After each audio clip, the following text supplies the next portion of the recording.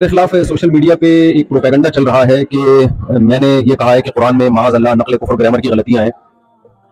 جو میری بات ہے وہ یہ تھی کہ آپ میرا کلپ سن سکتے ہیں کہ اگر ظاہری لحاظ سے اس میں کوئی غلطی لکھنے میں ظاہری لحاظ سے اس میں بڑی ہمت ہے. گرامر کی ایک مسٹیک اگر ظاہری لحاظ سے مسٹیک کرو گرامر کی ایک مسٹیک اگر ظاہری لحاظ سے مسٹیک کرو ہم نے اس قرآن کی حفاظت ایسے کی ہے کہ اگر ظاہری لحاظ سے اس میں کوئی غلطی لکھنے میں ظاہری لحاظ سے اس میں بڑی ہمت ہے ہوئی بھی ہے ہم نے اس کی بھی کریکشن کی کسی کو اجازت نہیں دی. جو ہے جیسے لکھا گیا ایز اٹ چلا گیا. بڑے بڑے ابھی گرامر کے بارے میں انہوں نے بتایا سینٹینس میں ترمیم نہیں آتی دو خبر دو سے دو پیش نہیں آتے آپ نہیں آتے یہاں آئے گئے پتہ نہیں کیوں آئے گئے اس کو لکھا ہی ایسے تھا. جس کتاب کی ایسے حفاظت ہوئی ہو کہ اس کی گرامر کی ایک مسٹیک اگر ظاہری لحاظ سے مسٹیک ہوئی ہے اس کو ٹھیک کرنا کسی کے لیے ممکن نہیں ہے تو کسی قاعدے کو کون چیک کر سکتا ہے.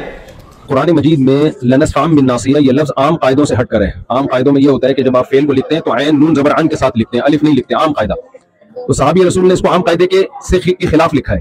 تو اس عام قاعدے کے خلاف کو میں نے کہا ظاہری لحاظ سے گرامر کی غلطی ہے. ظاہری لحاظ سے ظاہر کا لفظ بتا رہا ہے کہ حقیقت میں نہیں ہے تو ظاہری لحاظ سے یہ عام قاعدے سے بالکل ہٹا ہوا ہے 100% ہٹا ہوا ہے یوں کہا ہے. تو اس میں ہو سکتا ہے مجھ سے تعبیر میں غلطی ہوئی ہو. اگر کوئی یہ سمجھتا ہے کہ میری تعبیر ٹھیک نہیں تھی یا یہ بات عوام کے سامنے کرنے کی نہیں ہے ان کا مینٹل لیول اتنا اونچا نہیں ہے وہ یہ سمجھیں گے گویا کہ قرآن میں غلطی ہے تو میں اپنے الفاظ پہ معذرت کرتا ہوں اور میں اپنے الفاظ سے رجوع کرتا ہوں. لیکن میرا منشا ہرگز ہرگز ہرگز قرآن مجید کی توہین نہیں ہے کیونکہ میرا پورا بیان قرآن کی تصدیق پہ ہو رہا ہے قرآن کی صداقت پہ ہو رہا ہے. اس کا ایک ایک لفظ جو ہے وہ لوح محفوظ میں محفوظ ہے اور اسی کے مطابق لکھا گیا اسی کے مطابق پڑھا گیا اور اللہ کی ذات سے نکلا ہوا کلام ہے. تو سوچئے کہ جو شخص قرآن کی صداقت کو بیان کرنے کے لیے آیا ہو وہ کیسے قرآن کو کہہ سکتا ہے کہ معاذ اللہ یہ غلطیوں کی کتاب ہے. معاذ اللہ. میرا کلپ آپ سن سکتے ہیں. دوسری بات نبی صلی اللہ علیہ وسلم کی شان کے لحاظ سے جو میں نے یہ بات کہی کہ آپ صلی اللہ علیہ وسلم لکھنا پڑھنا نہیں جانتے. میں نے ہرگز ہرگز آپ کو ان پڑھ کا لفظ آپ کے لیے استعمال نہیں کیا. یہ توہین کا لفظ سمجھتا ہوں میں. میری طرف کسی نے منسوخ کیا کہ میں نے یہ کہا کہ میں نے نبی کو معاذ اللہ ان پڑھ کہا ہے. ہرگز نہیں. میں نے کہا آپ صلی اللہ علیہ وسلم لکھنا پڑھنا نہیں جانتے. یہ لفظ امی کا ترجمہ ہے اور یہ بھی نبی صلی اللہ علیہ وسلم کی شان میں بیان کیا ہے. مقصد یہ ہے کہ آپ صلی اللہ علیہ وسلم جو لکھنا پڑھنا نہیں جانتے پھر بھی تمام علوم کے حامل ہیں کیونکہ آپ نے براہ راست اللہ سے علم لیا ہے اور اللہ کے بعد میرا عقیدہ ہے کہ آپ صلی اللہ علیہ وسلم سے بڑا علم والا اس کائنات میں اللہ نے پیدا نہیں کیا. تو آپ لکھنا پڑھنا نہ جاننے کے باوجود ساری دنیا کو آپ نے پڑھایا ہے. ساری دنیا آپ سے سیکھنے کی محتاج ہے. تو یہ نبی صلی اللہ علیہ وسلم کا معجزہ ہے اور جب کسی کا معجزہ بیان کیا جاتا ہے تو معجزہ اس کی تعریف میں ہوتا ہے. پھر بھی میں سمجھتا ہوں کہ اگر کسی کو یہ میرے لفظ سے یہ لگا کہ میں نے سید الانبیاء صلی اللہ علیہ وسلم کی توہین کیا تو میں اس سے بھی معذرت چاہتا ہوں. اور میرا عقیدہ یہ ہے کہ میں یہ سعادت سمجھتا ہوں کہ ناموس رسالت پر اگر میری موت واقع ہو جائے تو میں سمجھتا ہوں اس سے بڑی کوئی دنیا میں کامیابی نہیں ہے. تو سید الانبیاء صلی اللہ علیہ وسلم کا پیغام ہی ہے اور آپ کی سیرت ہی ہے اور آپ کی تعظیم ہی ہے جس کو لے کر ہم دنیا میں گھوم رہے ہیں. تو اللہ تعالیٰ مجھے بھی عمل کی توفیق دے اور ہمارے جتنے بھی اہل اسلام ہیں سب کے دل میں اللہ پیغمبر کی محبت اور قرآن کی صداقت دل میں بٹھائے. اور جن صاحب نے میرے خلاف کلپ بنایا یا جو بھی میرے خلاف کلپ بنا رہے ہیں آپ سب کو پاکستان کے حالات معلوم ہیں جس طرح سے مجھے ٹارچر کیا جا رہا ہے اور دھمکیاں دی جا رہی ہیں.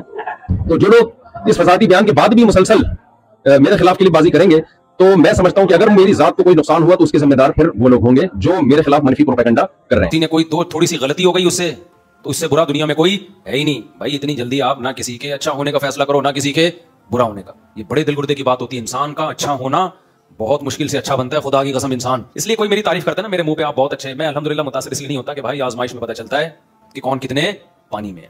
ہم نے بڑے بڑے خاندانی لوگ دیکھے ہیں کہ چاروں طرف سے حصار میں آ گئے بس اب گئے.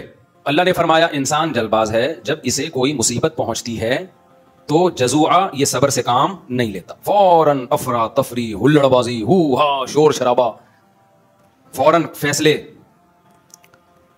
تو یہ خصلت اللہ تعالیٰ کو پسند نہیں ہے. انسان کو میچور ہونا چاہیے بالکل کبھی جذباتی نہ ہو. کسی سیاسی نعرے سے جذباتی نہ ہو کسی سیاسی تقریر سے کبھی جلدی متاثر نہ ہو. ہم بہت جلد متاثر ہو جاتے ہیں. کسی نے ایک دھواں دھار یوں ٹھش ٹھش اچھی باتیں کر لی یار اس جیسا نیک آدمی دنیا میں ہے ہی نہیں. کسی نے کوئی تھوڑی سی غلطی ہو گئی اس سے تو اس سے برا دنیا میں کوئی ہے ہی نہیں بھائی. اتنی جلدی آپ نہ کسی کے اچھا ہونے کا فیصلہ کرو نہ کسی کے برا ہونے کا. غالباً حضرت عمر کا قول ہے کہ کسی نے ان کے سامنے تعریف کی کہ فلاں بہت اچھا ہے تو حضرت عمر نے فرمایا کیا تم نے کبھی سفر کیا ان کے ساتھ؟ انہوں نے کہا نہیں. کہا پھر کیسے فیصلہ کر لیا بھائی؟ سفر میں ہوتا کیا ہے ٹینشنیں آتی ہیں تو جو خاندانی لوگ ہوتے ہیں نا وہ اپنے آپ کو ٹینشن میں رکھ کے اپنے دوست کو اور ہم سفر کو سہولت دے رہے ہوتے ہیں کہ کوئی بات نہیں میں ٹینشن اٹھا لیتا ہوں اس کو اچھی سیٹ دے دو. میں ٹینشن اٹھا لیتا ہوں میں بعد میں واش روم چلا جاؤں گا پہلے آپ. اللہ یہ کہ بہت خطرناک قسم کا کوئی معاملہ ہو ایک الگ بات. میں بعد میں پانی پی لوں گا پہلے آپ. میں نے بچپن میں ایک کتاب پڑھی تھی اس میں ایک واقعہ تھا کسی ملک سے نا کسی نے اپنی آپ بیتی لکھی تھی. سچا واقعہ تھا وہ. کوئی فوجی کسی جنگ میں قید ہو گئے تھے تو بھاگ کے آئے تھے. یہ ان کا واقعہ. اس نے اپنے ریٹائرمنٹ کے بعد یہ واقعہ لکھا کہ ہم میں ملک کا نام نہیں لوں گا تاکہ لوگ زیادہ اس میں نہ جائیں. میں نے کہا ہوا یہ تھا کہ ہم کچھ لوگ جیل میں تھے کئی سالوں سے قید تھے تو ہم نے جیل میں سرنگ بنانا شروع کی. سرنگ بنا کے نا सुरंगों से लोग निकल आते हैं ना, बाज़ दफ़ा जेब में लंबी सुरंग होते हैं और फिर जेल से भाग जाते हैं। बहुत मुश्किल काम था, सब साथियों ने मिलकर किया।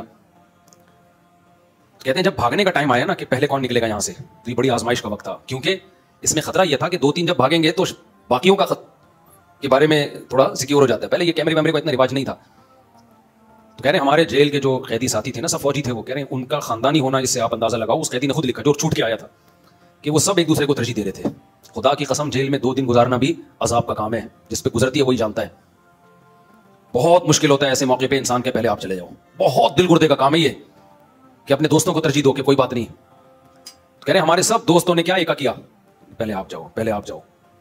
कह रहे फिर इसरार किया तो हम 3 पुराने थे, तो फिर 3 आदमी निकल के बाहर आए। फिर वो 3 ही कामयाब हुए, बाकियों का पता चल गया था, फिर वो नहीं जा सके। उन्होंने कहा जब हम जेल से बाहर आए हैं ना, तो हमारी खुशी का ये आलम था, छूट गए ना, कि ऐसे हम खुशी में पागल हो गए थे कि कपड़े उतार के एक दूसरे पे पेशाब कर रहे थे हम। यानी है तो ये अजीब सी बात, लेकिन ऐसे बावले हो गए थे हम खुशी में।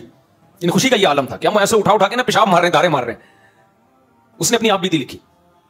मैंने बहुत पहले ये वाकया पढ़ा था, 6 या 7 क्लास में होगा, लेकिन इस वाकये का ना ये पहलू मुझे याद रह गया। पेशाब वाला नहीं, असल पहलू क्या कि यार ये बड़े दिल गुर्दे का काम है। इस मुसीबत में इंसान कहे नहीं मैं पहले नहीं भाई। ऐसे मौके पे इंसान का पता चलता है कि वो इंसान का बच्चा है या नहीं है। भाई वो भी तुम्हारी जैसी मिट्टी के बने हुए हैं, तुम क्यों पहले, तुम किस खुशी में? या तो कुरानदाजी करो, कुरानदाजी करो भाई। ऐसे मौके पे हर आदमी क्या कहेगा, यार मेरा मैं ज्यादा जरूरी है, मेरे 18 हैं या मेरे 16 हैं, ठीक है ना, मैं मुझे ज्यादा। हर आदमी अपने दलाइल दे रहा होगा ना। ये बड़े दिल गुर्दे की बात होती है। इंसान का अच्छा होना बहुत मुश्किल से अच्छा बनता है, खुदा की कसम। इंसान